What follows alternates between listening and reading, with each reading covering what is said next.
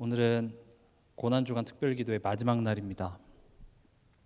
한 주간 여러분들에게 그 고난의 의미와 십자가의 사랑과 은혜가 풍성한 한 주간 되셨길 바랍니다. 먼저 광고부터 드리면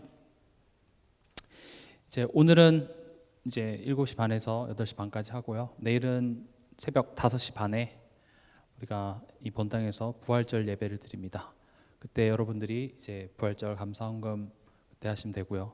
또 그리고 오전 11시에 연합 예배로 다 같이 드립니다. 그래서 1부 예배는 없고 11시 예배 그리고 점심 식사하고 이제 3부에 또 순서가 이렇게 진행되도록 하겠습니다. 이런 부분에 대해서 혹시 모르시는 분이나 헷갈리시는 분이 있을 수 있으니까 여러분들의 구역 식구들 좀 잘 챙겨주셨으면 좋겠습니다. 오늘 토요일입니다. 토요일은 지금 예수님의 그 십자가의 여정에 봤을 때는 예수님이 무덤에 묻혀 있는 시간입니다. 묻혔다기보다는 무덤에 안치되어져 있는 그 시간이죠. 그러니까 금요일에 십자가에 달려 죽으시고 그 다음에 아리마대 부자 요셉의 그 돌무덤에 예수님이 안치되어지는 그 시간입니다. 그래서 오늘의 말씀의 제목은 침묵의 시간 속에서 일하시는 하나님입니다. 해가 뜨기 전이 가장 어둡다고 하죠. 저는 이 토요일이 굉장히 어떻게 보면 가장 힘든 시간이 아니었을까 생각해 봅니다. 왜냐? 십자가에 그 예수님이 힘없이 고통당하다가 달려 죽으신 그 십자가의 충격은 여전히 생생합니다.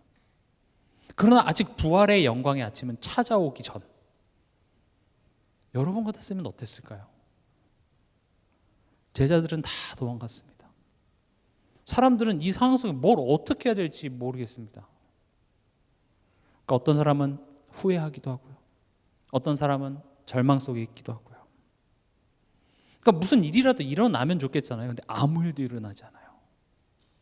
그 토요일이 있었어요. 아무 일도 일어나지 않은 그 토요일. 예수님이 살아계신 하나님이 맞다면, 그렇죠? 무슨 사인이라도 좀 보내줬으면 좋겠잖아요. 오는 해가 서쪽에서 뜬다든지, 그렇죠? 근데 아무 일도 일어나지 않아요. 오히려 예수님을 핍박했던 대제사장과 바리새인들은 더 기세가 등등해서 그래서 도망갈 수밖에 없었죠. 난 이제 끝났구나.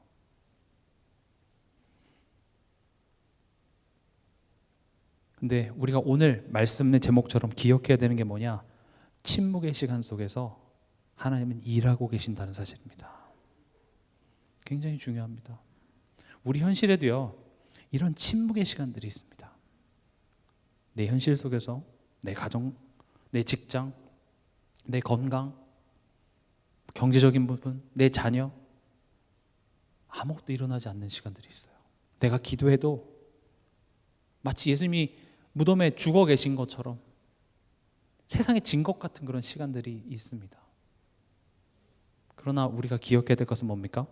그 무덤 속에서, 그 침묵의 시간 속에서 하나님은 멀리서 손 놓고 계시는 것이 아니라 일하고 계셨다는 것입니다. 우리에게 있어서요, 무덤은요, 구원을 이루시는 하나님의 방법이었습니다. 기억해야 됩니다. 무덤은 어떤 의미입니까? 완전한 죽음입니다. 예수님은 기절한 것이 아닙니다. 죽으셨습니다. 그래서 예전에 지금 우리나라 이제 3일장을 많이 치르죠. 그렇게 장례 그 시간을 그냥 하루 돌아가시면 바로 이렇게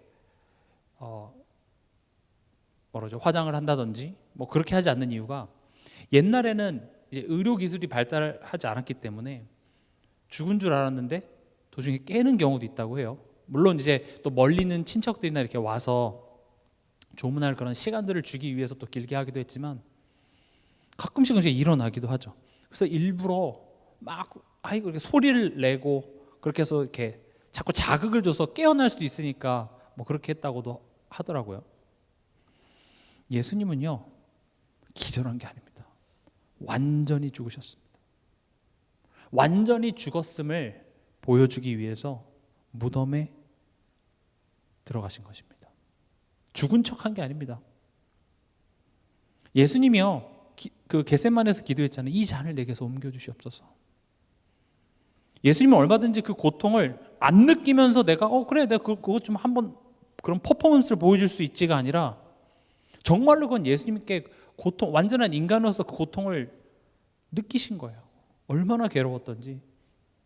예수님은 그것 때문에 오신 걸 알면서도 그게 어마어마한 고통인 걸 아셨기 때문에 이 잔을 옮겨달라고 기도까지 하셨죠. 무덤은 완전한 죽음을 의미합니다. 이 완전한 죽음이 죄인 되었던 우리의 완전한 죽음이기도 합니다. 사단의 종 되었던 나의 완전한 죽음이기도 합니다. 우리 가문에 대대로 내려오는 이 구질구질한 이런 우리 가문의 영적 문제가 완전히 죽는 그 죽음의 순간이기도 합니다. 여러분들이 이 예수 그리스도의 죽음의 의미를 여러분들이 기억하고 그 의미를 여러분들이 붙잡을 때에 놀라운 부활의 영광을 맞이할 줄 믿습니다. 예수님이 죽으실 때 어떤 일이 벌어졌죠? 오늘 읽었던 51절에 보면 50절에 예수님이 크게 소리 지르고 영혼이 떠나시니라. 즉 예수님이 운명하셨을 때 51절에 성소의 휘장이 위로부터 아래까지 찢어져 둘이 되고 땅이 진동하며 바위가 터지고. 성소에 있는 휘장이 찢어집니다. 이 휘장은요, 큰 커튼입니다. 커튼인데 지성소와 성소를 구분하는 커튼이었어요. 그러니까 지성소가 있고 이 지성소 사이를 이제 이 휘장이 이렇게 구분을 하고 있는 거죠. 그래서 이 지성소라는 곳은요, 하나님이 임재하는 곳입니다. 그래서 1년에 한 번 대제사장만이 이 휘장을 통과해서 나아갈 수 있었던 것이죠. 근데 이 휘장이 찢어졌다. 그러니까 지금 이 휘장은 무엇을 의미하냐? 휘장의 의미는 첫 번째로 하나님과 인간 사이의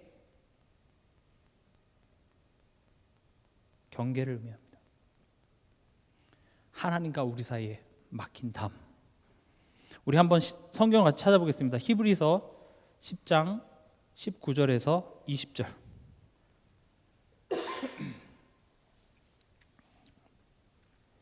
히브리서 10장 19절에서 20절 같이 읽겠습니다. 그러므로 형제들아 우리가 예수의 피를 힘입어 성소에 들어갈 담력을 얻었나니 그 길은 우리를 위하여 휘장 가운데로 열어놓으신 새로운 살 길이요 휘장은 곧 그의 육체니라. 그래서 이 찢긴 휘장을 히브리서 10장은 뭐라고 표현하고 있습니까? 예수님의 육체라고 표현하고 있습니다. 지금 제가 뭘 설명하냐? 예수님의 십자가에서 죽으심이 그리고 무덤에 묻혔다는 건 완전한 죽음을 의미한다라고 말씀드렸죠. 그것은 하나님이 곧 죽는 그 순간만큼은 하나님이 능력이 부족해서 하나님의 부재가 아니라 그것이 하나님이 일하시는 방법이었다라는 것입니다. 예수님이 십자가에 죽었을 때 어떤 일이 벌어졌냐? 성소에 있는 휘장이 위에서부터 아래로 찢어졌는데 그 휘장은 하나님과 우리 사이에 막힌 담을 의미합니다. 하나님과 우리 사이에 막힌 담이 왜 문제냐? 이렇게 막혀 있는 요 단절된 관계를 죄라고 부르고 결국 하나님을 떠나서 우리 삶 속에 찾아온 두려움이라는 것이 우리 삶 속에 수많은 부정적인 감정과 생각들로 나타나죠. 그런 것들이 우리들의 삶 속에 살아가는 데 있어서 힘을 뺀다고요. 에너지를 뺀다고요. 제가 왜 지금 이렇게 풀어서 얘기하냐? 예수님이 우리 죄 때문에 죽으셨다면서요. 근데 나는 죄가 그렇게 문제라고 생각하지 않아요. 나 지금 돈 문제예요. 나는 내 남편 문제고 아내 문제고 자녀 문제고 사는 게 힘들지 죄가 문제? 그래 감사는 해. 근데 난 그게 그렇게 문제가 아니야. 돈이나 해결해 주세요. 누가 이렇게 나 대신 고통 받으래요? 우린 그렇게 생각할 수 있거든요. 근데 결국 죄라는 것은 하나님과 우리 사이에 막힌 담이 있어서 그것이 뭘 초래했는지를 보면 결국 오늘 내 삶 속에 내가 힘이 없고 이런 내 삶 속에 악순환이 계속 되어지는 그 원인이 결국 죄에서부터 시작됐기 때문에 그렇습니다. 근데 우린 그걸 모르고 남 탓하죠. 과거의 그 경험들을 탓합니다. 후회하고. 그리고 그냥 그게 인생이겠거니 하면서 체념하고 받아들이는 것 외에는 우리가 할 수 있는 것이 없죠. 좀 더 나은 삶, 좀 더 주십시오. 우린 그런 기도를 하지만 하나님은 그걸 안 주시겠다는 것이 아니라 근본적으로 하나님과 우리 사이의 관계를 회복하시기 위해서 예수님이 이 땅에 오신 것입니다. 그 연결고리를 여러분들 꼭 아시기 바랍니다. 대부분 여기 앉아 계신 분들은 오래 교회 다니신 분들이잖아요. 예수님이 나의 죄를 대신해서 죽으셨다 모르시는 분 계십니까? 알죠. 근데 문제는 그 죄가 나의 삶이랑 무슨 상관인지 모른다니까요. 또 이미 죄 문제 해결했으니까 끝 이렇게 생각하지만 실제로 그 죄의 열매들이, 우리의 죄성들이 우리 삶 속에서 얼마나 많은 에너지와 불필요한 갈등 이런 걸 초래하는지 몰라요. 그래서 예수님은 십자가의 죽으심으로 말미암아 하나님과 우리 사이에 막힌 담을 허셨다는 것입니다. 그러니까 휘장이 찢어졌다는 것은 무엇을 의미합니까? 더 이상 우리가 하나님께 나아가는 데 있어서 제사장이 필요가 없습니다. 제물이나 어떤 특정한 장소와 성전이 필요가 없습니다. 여러분들이 하나님께 기도하는 데 있어서 어떤 훌륭한 목사의 도움이 필요한 것이 아닙니다. 예수 그리스도의 이름으로 여러분들은 밥 먹다가도 하나님 소통할 수 있습니다. 혼자 길을 가다가도 하나님과 소통할 수 있습니다. 아무도 모르는 그런, 나만이 알고 있는 그런 힘든 문제 속에서도 나는 하나님과 소통할 수 있습니다. 누구를 통해서요? 예수 그리스도를 통해서. 또 휘장이 어떻게 됐습니까? 위에서 아래로 찢어졌습니다. 이건 무슨 말입니까? 인간이 아니라 하나님께서 그 벽을 허무심. 보통 휘장이 높잖아요. 그러니까 인간이 찢으면 아래서 찢기 때문에 아래서부터 위로 찢어지겠죠. 근데 성경은 분명하게 얘기하고 있습니다. 위에서부터 아래로. 휘장은 하나님과 우리 사이에 막힌 담을 의미한다고 말씀드렸는데 그것을 위에서부터 아래로. 또 휘장은 예수님의 육신을 의미하는데 그것을 위에서부터 아래로. 하나님께서 그 벽을 허무셨습니다. 그래서 유대인만이 아니라 이젠 이 구원의 은혜가 모든 사람에게 열린 것입니다. 이방인이나 헬라인이나 어린아이나 노인이나. 그리고 예수님이 십자가에 죽으실 때 어떤 일이 벌어졌습니까? 무덤이 열렸습니다.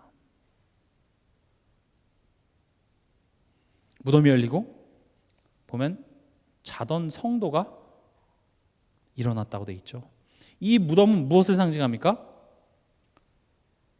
죽음의 권세 잡은 자, 마귀. 죽은 자는요, 그 무덤을 스스로 열고 나올 수가 없습니다. 또 이때 당시에 무덤은 이 돌, 몇 사람이 이렇게 움직여서 입구를 막아야 되는 돌입니다. 혹 내가 죽지 않았다 해도 그 무덤을 스스로 열고 나올 수가 없죠.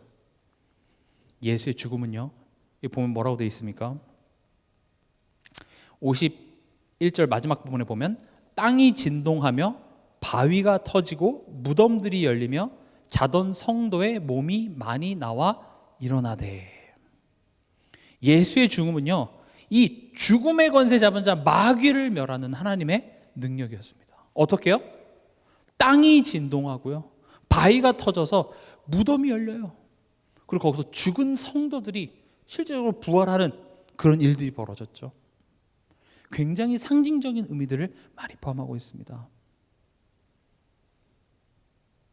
예수님의 그 죽음은 실패가 아닙니다. 하나님의 방법입니다. 성경은 이렇게 얘기하고 있습니다. 우리의 예수님의 죽음이 곧 우리의 죽음이다. 그 예수의 죽음과 우리가 합해졌다. 그럼 이 내용을 우리 삶에 적용해 보면 때론 내가 죽을 것 같은 순간들이 있습니다.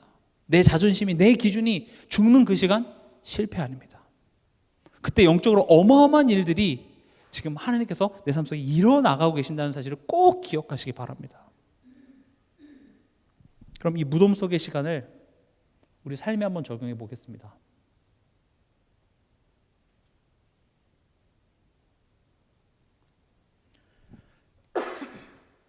우리 삶의 무덤 속의 시간이 무엇입니까? 아무것도 보이지 않고 뭔가 이게 어떻게 좋은 방향으로 해결될 기미가 보이지 않는 그런 시간들. 뭐 우리에게는 뭐 경제적인 부분도 있고 자녀, 배우자, 건강 뭐 여러 가지들이 있겠죠. 기도를 오래 해도 나아지는 것 같지도 않고요. 더 내가 몸부림치면 몸부림칠수록 더 악화만 되는 것 같은 그 시간. 근데 그때 하나님은 일을 안 하시는 것만 같은 그런 침묵의 시간들이 우리 삶 속에 있습니다. 우리는요, 지금까지 경험했던 것을 바탕해서 거기서 그 바탕에서 새로운 열매들이 나타나는 거거든요. 그러니까 쉽게 말하면 지금까지 안 됐기 때문에 내일도 안 될 거야 라고 생각해요. 마치 요즘에 인공지능이 AI가 하는 일이 뭐냐, 지금까지 있었던 데이터를 학습해서 그 학습한 것을 기반으로서 추론해내는 거거든요.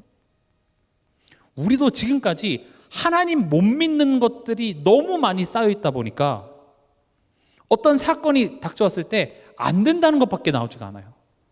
하나님 없는 자의 열매들밖에 안 나온다고요. 그래서 하나님은 그 우리 안에 쌓여져 있는 그 빅데이터를 다 무너뜨리고자 하시는 거예요.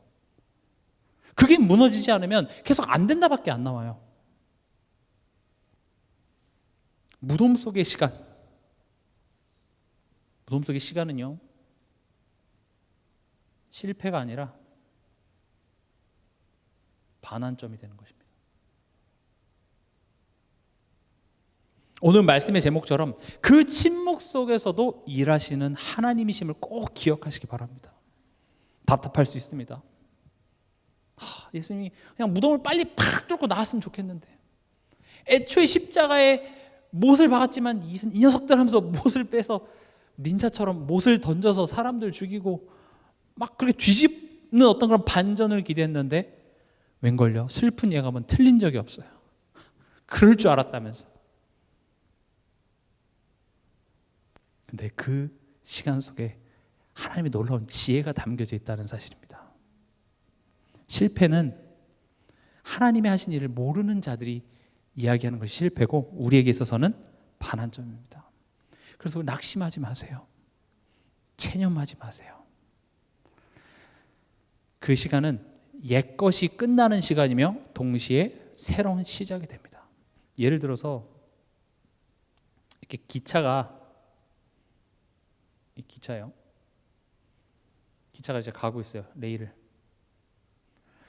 이렇게 오른쪽으로 지금 가고 있는데 잘못된 길이에요. 그러면 이 방향을 바꾸기 위해서는 기차의 속도가 어떻게 돼야 돼요? 자동차야 이렇게 가다가 이렇게 돌면 되지만 기차는 가다가 방향을 바꾸려면 어떻게 해야 돼요? 속도가 0이 되는 시간이 꼭 필요합니다. 멈춰야 돼요. 가다가 완전히 멈추고 이제 거기서 쉬 하고 다시 역으로 돌아가는 시간이 필요하다고요. 지금 우리 삶 속에 지금 잘못된 길로 간 기차들이 너무나도 많아요. 근데 그 기차가 뭔가 가니까 나는 잘 가고 있다고 생각하지만 하나님이 봤을 때 지금 잘못된 방향이거든요. 멈추는 거예요. 이게 멈추고 이렇게 속도가 줄여지면 그래도 가니까 안심이라도 하는데 이게 완전히 멈추잖아요. 두렵습니다. 멈추고 바로 이렇게 공 튕겨 나오지 바로 튕겨 나옵니까? 아니죠. 완전히 멈추고 또 이 기차들이 오는 그런 관성들까지 받아낸 다음에 이제 역으로 이렇게 출발하죠. 제일 힘들지만 반환점이 되는 것입니다. 여러분들이 예수님이 묻힌 무덤이 어떻게 보면 가장 바닥이에요. 우리의 믿음의 가장 바닥을 찍는 순간이 그 무덤의 시간이었습니다. 그러나 그것은 우리 인생의 방향을 바꾸는 시간이었음을 꼭 기억하시기 바랍니다. 내 경험과 고집으로 달렸던 내 인생의 열차가 멈추고 그 속도가 0이 되고 이제 하나님이 이끄시는 올바른 방향으로 새롭게 시작하는 그 반환점이 무덤에서 이루어지는 것입니다. 그래서 새로운 방향으로 나가는 것은 항상 좀 힘이 듭니다. 관성의 법칙 아시죠? 어떤 물체가 계속 움직이는 것을 계속 움직이게 하는 것은 어렵지 않습니다. 그러나 멈춰 있는 것을 새롭게 움직인다는 것은 굉장한 에너지가 많이 들어가죠. 꼭 기억하시기 바랍니다. 때론 내 삶 속에 이렇게 침묵의 시간, 내 가정에서 하나님이 일하시지 않는 것 같고 내 자녀에게 하나님 뭔가 역사하시지 않는 그런 침묵의 시간 속에 하나님께서는 내 안에 내 고집으로 내 경험으로 달려가 있던 나라는 그 기차, 정지하시고 새롭게 올바른 방향으로 인도하시는 반환점을 만드신다. 기억하시기 바랍니다. 두 번째는요, 하나님의 시간표가 있다는 겁니다. 당연히 하나님의 시간표는요, 내 수준과 비교할 바가 아닙니다. 우리 성경 한번 찾아보겠습니다. 이사야서 55장 8절에서 9절입니다.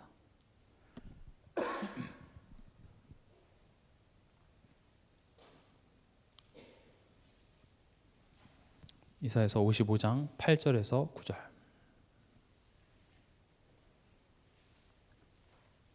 같이 읽겠습니다. 이사야서 55장 8절에서 9절. 이는 내 생각이 너희의 생각과 다르며 내 길은 너희의 길과 다름이니라. 여호와의 말씀이니라. 이는 하늘이 땅보다 높음 같이 내 길은 너희의 길보다 높으며 내 생각은 너희의 생각보다 높음이니라. 아멘. 기억하시기 바랍니다. 하나님이 지금 이끄시고자 하는 길은 우리의 수준이 아닙니다.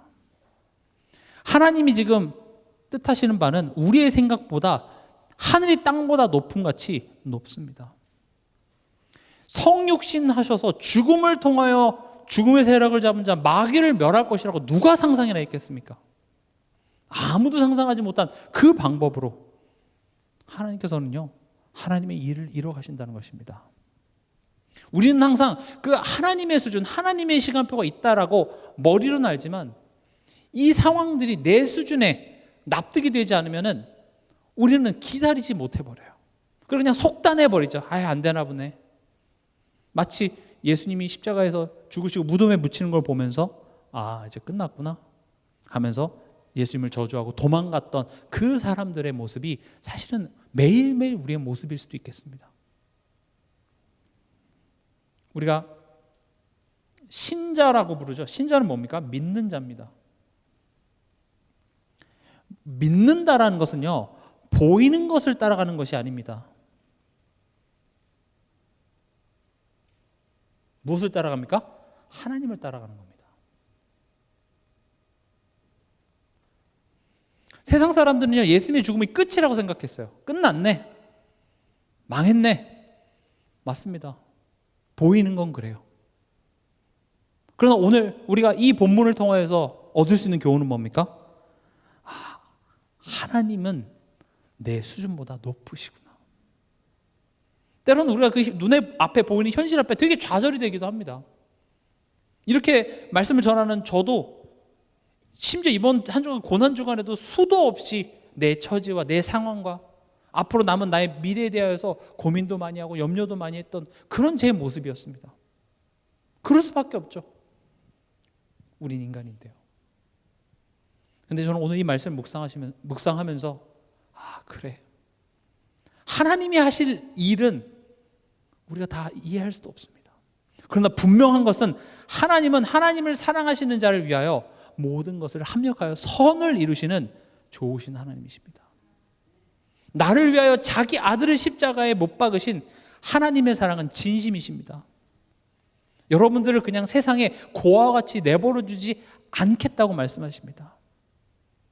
맞습니다. 때로는 그런 시간들이 버거울 수 있습니다. 그러나 하나님은 우리에게 감당할 만한 시험을 허락하십니다. 그 사건을 통해서 내게 뭔가 유익한 것이 있고 나로 하여금 잘할 수 있다고 판단하셨기 때문에 내게 허락하신 상황이기 때문에 넘어져도 우리는 안전한 겁니다. 다시 일어나라고 하시는 겁니다. 자녀가 학교에서 시험 못 봤다고 엄마 혼낼 수 있지만 그렇다고 자녀를 버리거나 학교를 그만두게 하지 않습니다. 괜찮아, 다시 해보자. 대신 숙제를 해주지 않습니다. 숙제할 수 있도록 도와줍니다. 필요하면 학원을 보내주듯이 하나님은 우리를 포기하지 않습니다. 지금 여러분들이 당하고 있는 그런 현실들이 녹록하지 않을 줄 압니다. 그리고 이게 빨리 해결되지 않는 그런 상황이 답답할 수 있으나 오늘 이사야서 55장에 얘기하고 있습니다. 내 길은 너희의 길보다 높으며 내 생각은 너희의 생각보다 높음이니라. 요셉 이야기 잘 아시죠? 요셉이 형한테 이렇게 얘기합니다. 요셉이 그들에게 이르되 두려워하지 마소서, 내가 하나님을 대신하리이까. 당신들은 나를 해하려 하였으나 하나님은 그것을 선으로 바꾸사 오늘과 같이 많은 백성의 생명을 구원하게 하시려 하셨나니. 노예로 팔려가는 그 순간에 이것을 통해서 하나님이 많은 생명을 구원한다 상상할 수 없습니다. 성범죄자로 감옥에 가는 그 순간에 이런 하나님의 놀라운 계획을 상상이나 할 수 있었겠습니까? 힘들었겠죠.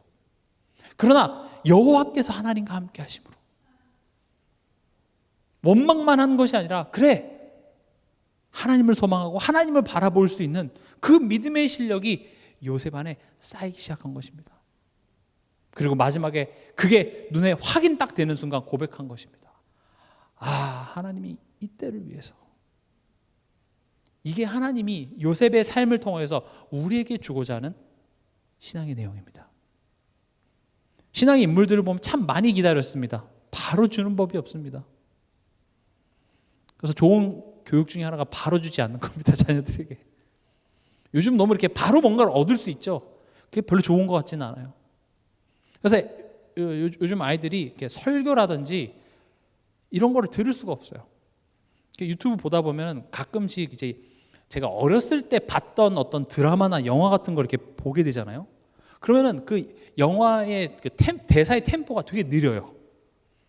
요즘은 이렇게 장면이 빨리빨리 지나가잖아요. 우리가 당연하다고 생각했는데 옛날 영화 같은 거 보면은요, 한마디 하고 무슨 장면 보여주고 한마디 하고 아이고 답답해. 그래서 2배속 빨리 하고 막 보죠. 그만큼요 우리가 이렇게 막 빨리빨리 가는 거, 그리고 스토리도 이렇게 서사가 쌓이는 게 아니라, 그래서 어떻게 됐는데 빨리 결론부터 알려줘. 그래서 드라마 이런 데 보면 결론부터 나오고 왜 결론이 나왔는지를 중간중간 넣어주죠. 왜냐? 그게 나올 때까지 우리는 참을 수가 없습니다. 그 정도로 우리는 기다림이 약해요. 하나님은요, 우리 기다림을 요구하십니다. 기다리는 힘입니다. 이것은 단순히 인내의 심을 이야기하는 것이 아니라 하나님을 신뢰하라라는 것입니다. 하나님을 신뢰해. 기다림은요, 내가 인내해야지 해서 나오는 게 아니라 하나님을 신뢰하는 만큼 기다릴 수 있습니다. 하나님을 신뢰하는 만큼. 우리에게 그런 실력들이 없습니다. 아브라함도 꽤 기다렸지만 못 참고 자기 종을 아들로 삼으려 했고요. 하갈을 통해서 이스마엘을 낳기도 하고요. 못 기다렸습니다. 노아에게도 100년이 넘는 그 시간 동안 방주를 지으라고 했습니다. 왜 하나님은 이런 식으로 하실까요? 왜냐? 지금 내가 원하는 걸 주는 것은 하나님한테 문제가 되지 않습니다. 하나님이 진짜 회복하고자 하는 건 뭡니까? 하나님이 신뢰한다는 것은 바로 관계입니다. 이 무덤과 같은 침묵의 시간 동안 하나님께서는 우리로 하여금 하나님을 신뢰하는 그 힘을 키우게 하시기 원하는 것입니다. 우리 성경 같이 찾아보겠습니다. 시편 27편 14절입니다.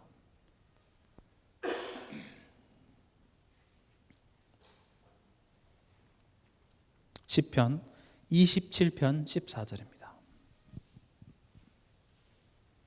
오늘 여러분에게 이 시편 27편 14절이 많이 고백되어지고 묵상되어지기 바랍니다. 같이 고백하며 읽어보겠습니다. 너는 여호와를 기다릴지어다. 강하고 담대하며 여호와를 기다릴지어다. 지금 내 뜻대로 상황이 흘러가지 않습니까? 내가 이런 걸 계획하지 않았는데, 난 이런 걸 상상하지도 않았는데 현실이 나를 힘들게 합니까? 성경은 얘기하고 있습니다. 너는 여호와를 기다릴지어다. 그냥 기다리는 것이 아니라 강하고 담대하며 여호와를 기다릴지어다. 마치 지금 예수님이 십자가에 달려 죽으시고 무덤에서 빨리 뭔가 일어나야 되는데 부활의 아침은 찾아오지 않은 그 새벽, 가장 어두운 그때에 하나님 우리에게 이렇게 얘기하는 겁니다. 너는 여호와를 기다릴지어다. 내 자녀를 바라보며, 내 배우자를 바라보며, 우리 가정의 어떤 경제적인 상황, 내 건강 상태를 바라보며 가장 어둡고 안 될 것 같은 그때에 하나님 얘기합니다. 강하고 담대하며 여호와를 기다릴지어다. 부활의 영광, 하나님께서는 여러분 한 사람에게 그 부활의 영광을 체험케 하실 것입니다. 그 맛을 보고 그 부활의 기쁨을 온 세상에 전할 증인으로 여러분들을 세우셨기에 기다리시기 바랍니다.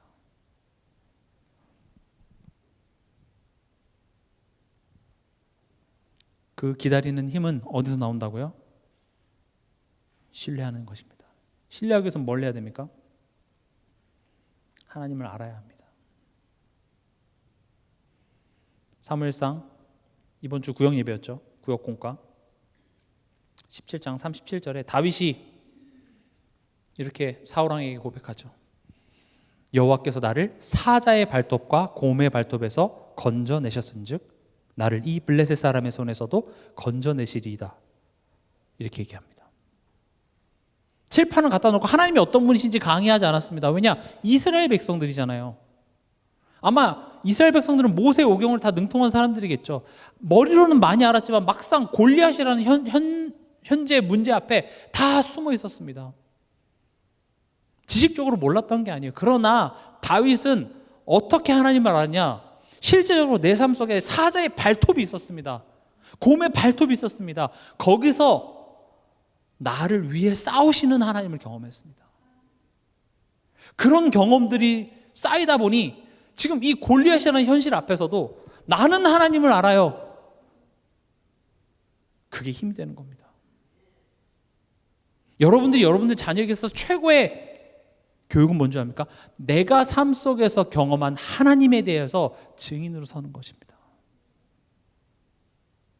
그런 경험을 내게 먼저 하나님께서는 풍성케 하기 원합니다. 그래서 때로는 사자의 발톱이 허락되기도 하고요. 풀무불이라는 것도 허락되기도 하고요. 사자굴이라는 것이 허락되기도 합니다. 때로는 피할 길을 주시지 않고 그 속으로 들어가라고 얘기하시기도 합니다. 두렵습니다. 그러나 얘기합니다. 강하고 담대하며 하나님이 하실 일을 기다리라고 얘기합니다. 그럼 여러분들은 힘을 달라고 기도하세요. 물론 힘들기 때문에 피할 길을 주시옵소서. 그러나 이 속에 나를 향한 하나님의 뜻이 있다면 담대히 걸어갈 수 있는 힘 또한 하나님 주세요. 내가 가겠습니다. 저도 지금 사자굴 들어가면 전 못하죠. 뭐 하루에 어차피 3번 기도도 안 하는데 굳이 창문 열어 했겠습니까? 그러나 하나님이 내게 힘을 주신다면 하겠습니다. 우린 그렇게 돼야 됩니다.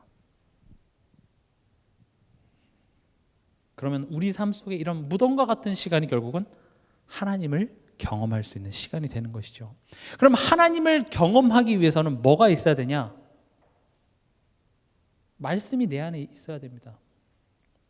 재밌는 게 예수님이 부활하실 것이라는 사실, 그 말씀을 기억한 사람이 제자들이나 예수님을 따랐던 신도들이 아니라 누가 그랬냐? 대제사장과 바리새인이 기억을 합니다. 62절 보시겠어요? 62절 한번 보면 그 이튿날 준비일 다음 날이라 대제사장들과 바리새인들이 함께 빌라도에게 모여 이르되 주여 저 속이던 자가 살아있을 때 말하되 내가 사흘 후에 다시 살아나리라 한 것을 우리가 기억하노니. 누가 믿어요? 이 대제사장과 바리새인이 그걸 기억한다니까요. 그래서 그런 일화가 있잖아요. 그 교회가 이제 새로 어떤 건물에 이제 이사 갔는데 그 지하에 이제 나이트 클럽이 또 이사가 온 거예요. 그러니까 막 예배 시간마다 저녁 예배마다 막 밑에서 쿵짝쿵짝하고 막 술 마시고 토해놓고 막 이러니까 막 사이가 안 좋은 거죠. 그래서 어느 날 갑자기 이 벼락이 쳐가지고 그 나이트 클럽에 불이 난 거예요. 그러니까 이제 이 사장이 고발한 거예요. 얘네들이 맨날 저녁마다 기도하는데 우리 망하게 해달라고 기도하고 불났다고. 그러니까 성도들 그 목사님 뭐라고 하신 줄 압니까? 기도한다고 되나? 기도한다고 불이 나? 니네가 기도했으니까 우리 불났잖아. 나이트클럽 사장 그렇게 얘기하고 오히려 기도한 사람은 야, 그 기도한다고 불난 거냐? 누가 믿음이 좋은 것 같습니까? 참 아이러니하죠. 마찬가지입니다. 오히려 예수님 믿었던 제자들은 저희가 안 된다고 다 도망갔는데 누가 그걸 믿고 있어요? 혹시라도 예수님 부활하실 것 같으니까 병사들 보고 지키라 그래요. 부활하면 안 되니까요. 누가 믿음이 더 좋아 보십니까? 참 아이러니하죠. 우리 속에 말씀이 있을 때 하나님의 일하심을 우리는 확인할 수 있습니다. 말씀이 없으면요, 문제 있었는데 어떡하지 하다가 문제가 어떻게 해결됐어요. 그러면 휴, 다행이다. 그냥 그러고 끝이 나요. 물론 문제가 해결돼서 축하드립니다만은 다음번에 또 문제가 생겼을 때 우리는 또 하나님 못 믿는 자처럼 안절부절하고 또 문제 해결되면 휴, 다행이다로 끝이 난다라고요. 근데 하나님이 왜 그런 문제들을 허락하신다고요? 하나님을 알고 하나님을 신뢰해서 그 기다릴 수 있는 힘을 기르기 위해서 허락하신 그런 문제들을 말씀이 없으면 그걸 다 흘려보내요. 왜요? 하나님 일하시는 방법은 말씀을 미리 주셔서 그 말씀 붙잡고 어떤 일이 생겼을 때 내가 일하고 있음을 기억하라. 그게 말씀입니다. 한 주간 하나님이 일하지 않는 것 같다고 느껴진다는 것은 그만큼 지금 내 안에 말씀이 없기 때문에 그렇다는 것이죠. 그래서 우리가 강단 말씀이 중요하다고 자꾸 이야기하는 이유가 그 강단 말씀을 통해서 하나님이 이번 한 주간 우리 삶 속에 하실 일들을 알게 하시기 때문에 그렇습니다. 말씀을 맺겠습니다. 오늘 말씀의 제목, 침묵의 시간 속에서 일하시는 하나님입니다. 오늘은 토요일, 예수님이 무덤에 묻히시고 그 어떤 일도 일어나지 않은, 누군가에겐 굉장히 절망적이고 망했다, 도망가고 체념하는 그런 시간이었으나 부활의 소망을 아는 우리들에게 있어서는 어마어마한 하나님이 일하심을 확인하는 그런 소망하는 시간이 될 줄 믿습니다.